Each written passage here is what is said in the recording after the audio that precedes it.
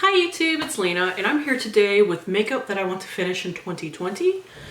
This is kind of a variety of products. I'm trying to go cruelty-free. It's gonna take a while. It's gonna take more than next year. I got a lot of stuff. But that's not necessarily what's all in here, because some things that are in here I just want to make sure that I use up before they like go bad. So let's get started. Let me just pull up my list. See, I wrote my list initially on my computer, which I then had to email to myself. And then I grabbed so much more stuff that I knew I wanted to work on this year, so now my desk is covered in stuff. But yes, anyways. For foundations, I have 5, which I know sounds like a lot, but especially if I use at least one stick foundation, I can go through like 6 foundations in a year. As long as I'm wearing makeup regularly, so that shouldn't be an issue at all. First, I have, this is cruelty-free by the way, it's just getting a little old and I want to make sure to use it. And I just really enjoy it, so I don't want it to go bad. This is the Makiage Woke Up Like This foundation in 005. It is about right here right now. I haven't marked it. I'm not going to mark any of these until I put them in a project, so yeah. But I'll probably update this at the 6-month point and then at the end of the year, just to, because these are all going to be going into other projects, so I don't necessarily want to repeat myself too much. But this is the first foundation. And the second foundation that is cruelty-free is one that is actually set up to be in my 7 by Spring that will be going up later this month. It is the Colourpop No Filter Foundation Stick, and the main reason I want to finish this up is because I hear these go bad fairly quickly. Mine doesn't smell yet, it's still fine. I did a review on this like last month. So there's not a ton of product in there. And like I said, I can go through foundation sticks really easily. I don't know why I swatched that, just habit I guess. Like they just go really fast for me. So I'm certainly not worried about that. This will be the first one to go. See, next I have the Neutrogena Hyrdo-Boost Hydrating Tint and with hyaluronic acid. I don't know exactly where this is because I don't know if that's just in like one little window of it and it's like higher over here or what, but if that's where it's at, I used a crap ton of this while I was testing it. This is one of those foundations that I ripped the stopper out of because for the most part I cannot stand this type of foundation packaging. There's one I'll be reviewing soon actually where it doesn't bother me as much for reasons that I'll get into, but this one and the Physicians Formula one, I hate the doe foot packaging for a freaking foundation. I hate that so much. And finally, I have 2 that are in a tube. You could actually hear them kind of move around in there. First is the L'Oreal Infallible Total Cover in 301. Let me make sure this is still good. I haven't messed with it in a while.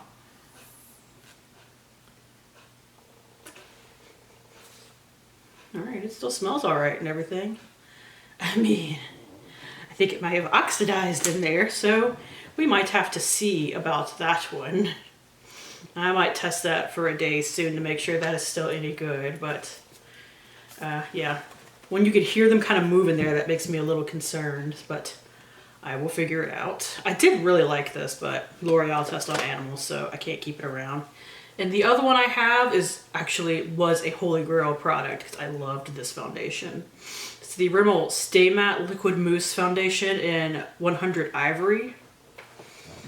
Now, this one doesn't rattle in here, so I'm thinking it's going to be all right. Yeah, this one is still like the right consistency and everything. So that one is still all right. Like I said, I'm gonna wear that L'Oreal one soon and see if it's actually still any good. So, yeah. Next I have primers, and I don't have that many actual primers picked out. I think I only have like 3 or 4. And I definitely want to use up more than that, but these are just ones I want to pay extra special attention to. And first is one that has actually already come up in a project pan. It's the New Decade project pan that I'm doing. This is the MAC Prep and Prime Skin Base. I haven't used it yet. I still haven't used it yet because I'm working on something else, but solid black packaging. I do have it marked. Yeah, it's like all the way down here because it's in like a pumping air pump. That's what it's called. Next is just one of my older blurring primers in the full size. It's the Cover FX blurring primer. I've only used this a handful of times. It's still basically full, and I do really like it. Or I know I did when I used it. I got it from BoxyCharm. I think I just said that. And this one I have also never used, so it totally could have gone in the New Decade Project pan too. I bought this right before Wet n Wild's whole fiasco about selling in China. It is the Wet n Wild Photo Focus Rose Primer Serum. So still completely full. I'll probably work on this after the MAC one is done, depending on the weather at that point, because I feel like that one would be more hydrating than like mattifying. And finally, I have this really old mini that I definitely need to work on. It is the Hourglass Veil Mineral Primer. And I know that the sunscreen in these expire, but I don't see a date on this anywhere, so I'm just gonna hope for the best. But it's just one of these little things. I can use this up in like a month. I'll probably work on this very early next year. It still feels fine and everything. So I am assuming that it is still fine. Next, I will show just real quickly these two Back Prep and Prime Fix Pluses. One is also in that New Decade Project pan. It is the Cherry Blossom scent. I totally blanked on that. And the other one is a coconut scented one. So both of these, they're both completely full. So that will take up a big old chunk of my time working on next year. I do use two setting sprays. I use a mattifying one and then something like this to take down the powder. I had initially listed a third one, and that is my Pixie Glow Mist right here, because I have two of these and this one was already open, but I'm either gonna finish this before the end of December or very early in January, and I don't feel the need to talk about it. Although I'm looking at something that needs to be in here, and that is my Ulta Beauty Sun Protection SPF 50 Rose Water Setting Mist. And I know where this is because it's marked from the last project I had it in. So this has an expiration date of May, so I need to use this up early on in the year as well. I normally was only using that to when I went like out for the day, but since it's about to expire and it still works as a setting spray, I think I'm just going to work on using it up as best as I can, as quickly as I can. And we'll just have to roll with it from there. I have 3 face powders. I can go through a lot more than 3 face powders, but these are just the last 3 non-cruelty free ones in my collection, so I just want to move them out. There are 2 of these Wet n Wild Coverall powders. This one is in that New Decade Project pan because it was not opened. And I have another one that is still sealed. And I also have this Neutrogena Shine Control powder. It's barely used, so I have a lot of powder in my future. I'm working on finishing a Becca Hydro Mist right now as well. Okay, what next? I had an eye primer picked out. It was my MAC Paint Pot in Soft Ochre. I cannot find that bitch right now to save my life. So just imagine a completely full MAC Paint Pot in Soft Ochre. I know those things take forever. I use it as a primer and then put a base on top of that for my eyeshadows, because I use primers and bases for eyeshadows to make the eyeshadow pop more and to actually stay on my eyes. But I don't know where it is right now. So as soon as I find that, just know that I'm going to start working on it. So I have 4 of these. I don't know if I can finish all 4 of these next year, but I'm gonna try. They are Laura Mercier Caviar sticks, and they are this Intense series, which I have realized I don't really care for. But I have Intense Rose Gold right here. Intense Moonlight, which I'm already working on and will be the first to be done. Like, I don't have a ton of that left, so that will definitely be the first to go. They're not as opaque as the regular ones are. Like, they're super shimmery, but they're not opaque. We have Intense Copper and Intense Amethyst. 4 of those. Hopefully I can finish all 4 of those next year. I really like the regular ones. I'm not as huge of a fan of the intense ones, but they're still pretty darn good and they're expensive. So I want to get my money's worth. Face products. Let's do the cheek stuff next. I do have a blush, bronzer, and highlight that I want to work on next year. I hadn't picked out my blush until today. My bronzer, as you've probably already heard me talk about, is the Hoola Benefit Bronzer. So just I have big pan in there. I have most faith, like 90% faith that I can finish this next year. I know these take some people forever, and then I've seen some people finish them in like 6 months, so I don't know. I have a highlight, but you're gonna have to listen to a little story. So I have the Wet n Wild Mega Glow Highlight in Precious Petals that I had hit pan on in like 2016 or 17. Not long after these came out, I got this, and I have to go really light with it because it's a pretty dark highlighter, but I had pan on it, so I couldn't like give it away or anything. So what I did with it was mixed it with the Physicians Formula Pearl highlighter that I had that also had pan in it. So now I have these, and I thought it was gonna get lighter than this, honestly. Like, it is still pretty dark. I have to blend the ever-loving crap out of it still. But I'm gonna try. Like, I'm going to try and let go of a lot of highlighters that are dark. It's because I have to go so light with them I can barely use them.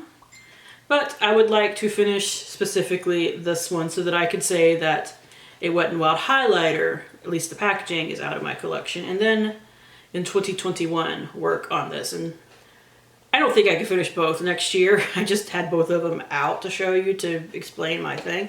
I wish I had taken a picture of them before I mixed them, but I forgot. So yeah. And this is the Beast That Will Never Die, which I'm not that mad at. I really like it, but I was trying to finish it this year. It's the Physicians Formula Butter Highlighter in Pearl. It had actually started to dry out, and I was thinking of just calling it done at the end of the year. But just today, it started to kind of come loose out of the pan.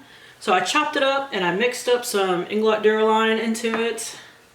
And this is what I got remaining now. Like, it was just around the sides. I don't know how it covered most of the damn pan again. That was kind of frustrating. It's like, does it really this much? I guess so. So I will be working on this again next year because there's no way I'm finishing that in a month. Now that I've rehydrated it. If it dries up again by the end of the month, I'm still just going to call it quits. But for now, this is rolling over into 2020. And finally, a Wet n Wild blush. And I've seen people pan these pretty easily. They're fairly powdery. So I'm thinking that I can do this. It is the Wet n Wild Color Icon Ombre blush in, what was your name? Oh, in a purple haze. Now, this may be a blush that I have to mix at certain times to get a more warm-toned look, obviously, because it is pretty cool toned. It doesn't pull super purple on me. Like, it pours more pinky purple, and despite it looking almost not pigmented right there, it does show up on my cheeks because I'm hella pale. So we'll see how that goes. Now let's get into other eye stuff. I talked about the MAC paint pot because it was on my brain, but I do have a couple of other eye things. This is technically in my 12 pans of Christmas, but I just wanted to use it 10 times. I want to finish this next year just to make sure that I get all my usage out of it. It is a Stila Shade Mystery Liquid Eyeshadow in the shade Charmed. And if you look at it, it actually has a window in the top where I have been using it. And I am actually wearing it on top of my eyeshadow today to give it a little extra sparkle. Now, these are not as heavy glitter balm as, say, the normal Glitter and Glows, but they're still really pretty. So, like, they're just not the same thing as the Glitter and Glows. But I wear these on top of eyeshadows with a glitter glue, and it works really well for me. So And this is in my, what is it called? Young, Wild, and Cruelty-Free Project Pan, but I do want to finish this next year. It's a Maybelline Eye Studio Quad and Olive Martini. Yep. Yeah, I know. I have a pan that palette too, so this is going to be hard. Is the lip stuff the last things that I have? I think they are. I hope they are. I hope I'm not forgetting something. My main focus for next year with my lip products are going to be minis in general, but especially my Bite Beauty stuff. So they're all getting fairly old. One of them is really old, older than I really want to admit to, but you'll realize how old it is in a minute when I tell you what it is, because it's like a formula ago. But I have this, I don't know what these are called, in Aubergine. I think this is like just little stick ones. So that is Aubergine right there. I have the same thing in Pastille. Now these two have only been used like once or twice. And I have another one that I'm actually working on now that it will be in my 7 by Spring if I could find it in this mess. This is the one in Glacé. This was the birthday gift in 2017. And that is it on top right there. And as you can see, it is a fatter swatch because it is about half done. So this is what I've been mixing with my Maybelline Color Whisper that I'm also trying to finish by the end of this year. So that one has some really good progress on it. I also have this regular lipstick in Licorice. Another dark one right there. So just that one at the bottom. And I know I have, what is it called? Shoot. It's the other one that came with the birthday gift. I have that floating around somewhere in my stuff as well. And I have this full size. And it is Rhubarb, this in the stick form. It's definitely my favorite from their line. And I know that they are changing their formula to remove the beeswax to make them vegan. And I know my friend, one of my friends is so freaked out by that. Her name's Layla. I will link her down below. She loves Bite Beauty. Like, she loves their lipsticks, but she's scared that taking the beeswax out is going to screw up the formula. And I hope not either. They're really nice lipsticks. And the other one I have that I really, really need to finish because it's super old is this little duo. Y'all remember these? It's old. Anyway, one side is in Jam. It's this little deep shade right here. But I mean, they still smell right and they don't have anything growing on them, so I'm just gonna use them. And this thing, I don't know what I'm gonna do with it, but it's like this opal thing right here. I'm not gonna swatch it because you just get a little bit of like a holographic shift. So I will try with that one. And I have one gloss, one little mini gloss of theirs. And it is in the shade Bellini. It still smells right. It is bright pink. We'll see what I can do with that. I know you can shear them out a little bit, so it'll be all right. And finally, another beast that will never die is this Christian Dior Rouge lipstick in Rouge Zena that one of my friends got for me for Christmas one year. And especially now that I'm going cruelty free, I do want to finish this up. It is a very pretty color, so it's not hard to wear or anything. It just takes forever. And their lipsticks have kind of a floral smell that I'm not super fond of, although I really appreciated getting it as a gift. It's like the nicest damn lipstick that I own by a long shot. So yeah. Anyways, that is it. Thank you guys for tuning in. As always, I do really appreciate it, and hopefully I will see you later. Bye.